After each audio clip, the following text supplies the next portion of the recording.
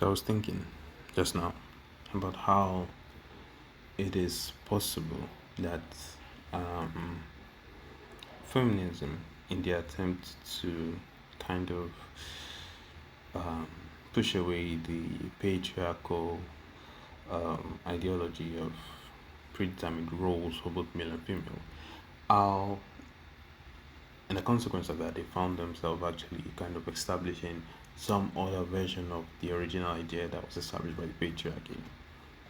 And I'll explain what I mean. So, I think there's been a conflict in feminism, which amongst women about what the definition actually is. Sometimes like conflict. It depends on what you mean by conflict, because the conflict is a dispute of ideas, and I would say it's a conflict in my own view, because there is an idea of freedom and there is an idea of empowerment, and I think those two can go and so on. So you think of it as a set. So you have freedom and you have empowerment, and they do meet at a certain point. There's points where freedom and empowerment meet, because empowerment needs freedom, and freedom is empowering. So there's a place where they meet, and it, yeah. But then again, there are places where they don't touch. There are parts of empowerment that's nothing to do with freedom. Are there? Uh, Maybe. Yeah, there are parts of empowerment that have nothing to do with freedom, and there are also parts of freedom that have nothing to do with empowerment. And this is where I think the conflict might emerge, because you have, or you can have, situations where, um, and this is how I think it plays out. This is why I see the conflict, because you have empowerment and freedom colliding in the feminist view amongst women sometimes. So it's like a woman in a new freedom wants to find a home in not new world established by feminism, but the pre-established, the pre-feminist world, the pre-equal rights world. She wants to adopt that principle. She wants to be, for example, she wants to be a stay-at-home mother. She wants to be a feminine woman. She wants to cook. She wants to be dependent on her husband for finances. She wants all those things, but she wants it in our freedom. So you have a problem now. It's like we've gotten to the point where freedom doesn't require what's the word, empowerment. We've gotten to the point where freedom breaks the bounds of empowerment, and it's isolated. And I think what we see is there's a there's a kind of reproach towards this, the sight of this, the acknowledgement of this. When feminists do see this, they are in distraught, because it's like, well, after everything we've fought for, why would you just go back to it? After we just ran away, why would we just, um,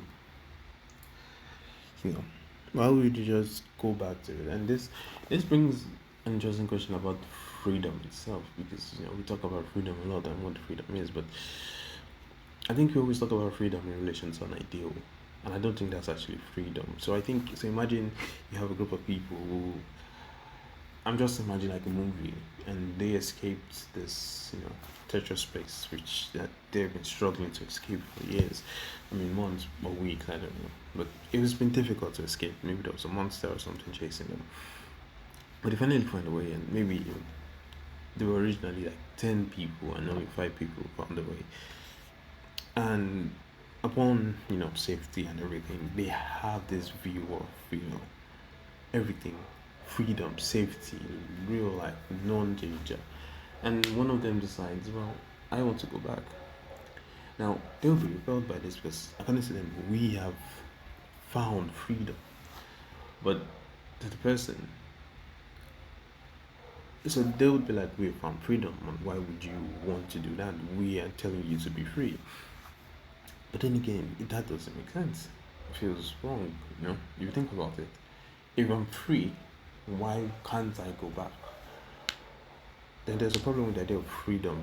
Now, if you think about it, because it feels like freedom is more an attachment, an ideal of freedom, rather than freedom in its pure completeness, rather whether it is whether it's ideal or not. And I think that's the problem that some feminists kind of encounter.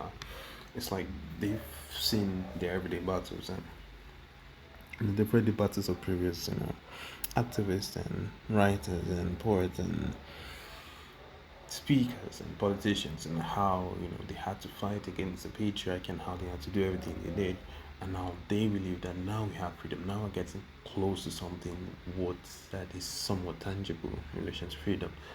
And then a woman comes along and says, well, that's fine. I'm not, and where am I comparing the hell, the group of people who were in the treacherous place coming out to the patriarchy and the previous past. I do think it's similar. I think how some of these feminists say it is quite similar. They see the previous world that the feminists had to break out of as this hell, and the awareness that some of them might just want to go back to it is doesn't sit well with them. But then again, it gets to the problem of what is freedom, and I think we have an incomplete understanding of what definition of what freedom is, and I think that's where the problem stands. Because is if something is trying to promote freedom, then the freedom itself is unbound by anything. It's not unbound. It's not bound by nothing. I mean, not bound by anything. It's not bound by anything. It's bound by nothing. Rather, it's bound by nothing. So, what we have is that, and this is what is interesting. This is what my original idea was.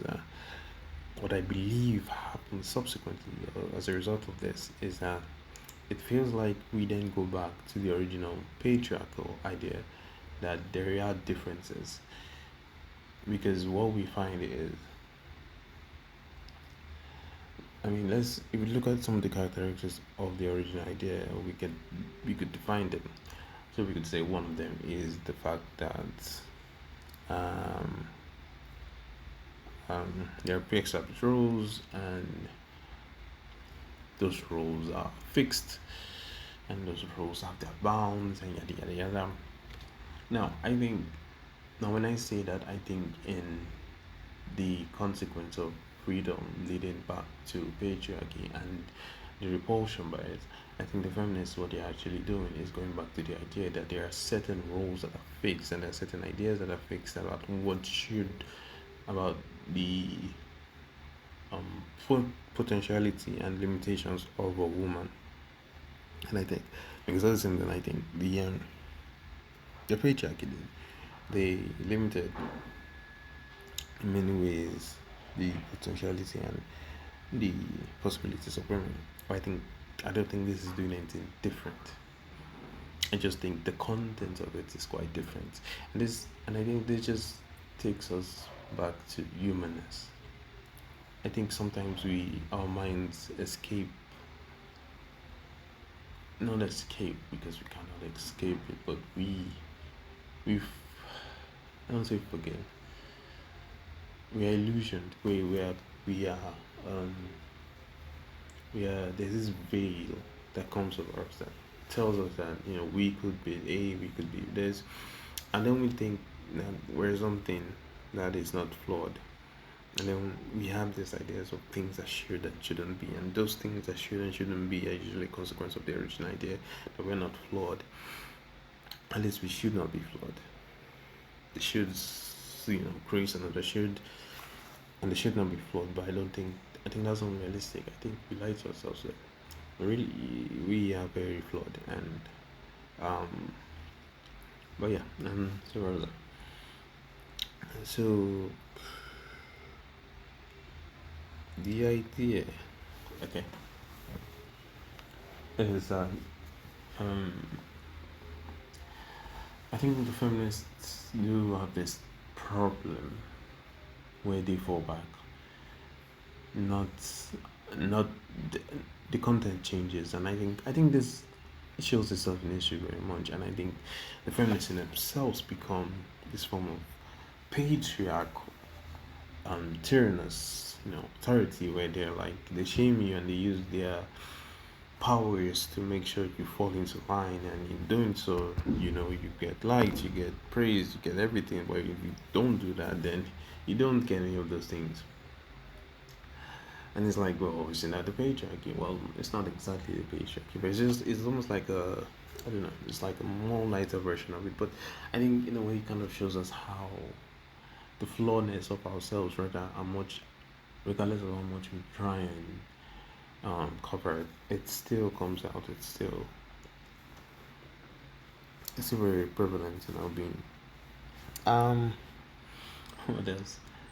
Uh, I think it's an interesting idea. I think the yeah, I think fundamentally, um, the unwilling to allow true freedom, and the unwilling, the repulsion towards the need for freedom of people who don't align with your ideal seems to show itself as much as it is to the traditional patriarchy, as it's doing now to the feminism. And I think it's a very interesting thing to think about. Yeah, I thought that was fun. Okay.